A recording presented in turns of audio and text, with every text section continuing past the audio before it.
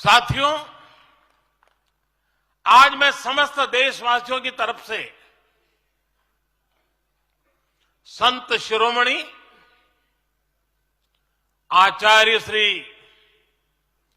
108 पूज्य विद्यासागर जी महाराज को श्रद्धापूर्वक, आदरपूर्वक नमन करते हुए श्रद्धांजलि देता हूं।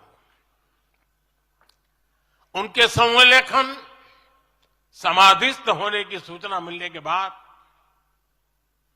उनके अनुयायी शोक में हैं, हम सभी शोक में हैं। और मेरे लिए तो यह एक व्यक्तिगत क्षति जैसा है।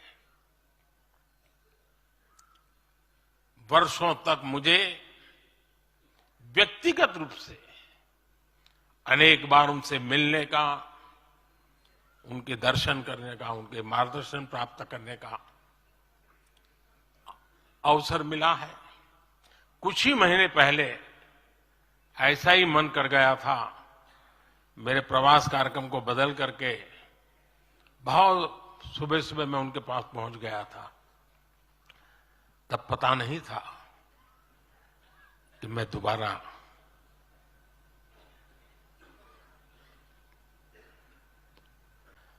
दर्शन नहीं कर पाऊंगा।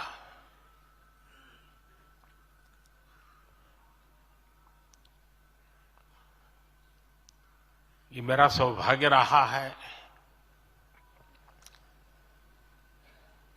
कि पिछले 50 से भी ज्यादा वर्षों से मुझे देश के गणमान्य आध्यात्मिक मूर्तियों के निकट रहने का, उनके आशीर्वाद पाने का अवसर रहा है। और इसलिए मैं उस आध्यात्मिक जगत की उस शक्ति को भलीभांति जानता हूं, समझता हूं, अनुभव करता हूं। आपको सुनकर के आश्चर्य होगा कि वे तो दिगंबर परंपरा से थे। उनका जीवन कैसा होता है हम जानते हैं, लेकिन शायद ही कोई ऐसी महत्वपूर्ण घटना ऐसी नहीं होगी या मेरी तरफ से कुछ महत्वपूर्ण किसी काम में मेरा संबंध आया हो, 24 घंटे के भीतर भीतर उसका एनालिसिस करके मुझे उनका संदेश आता था। यानी कितने जागरूक थे।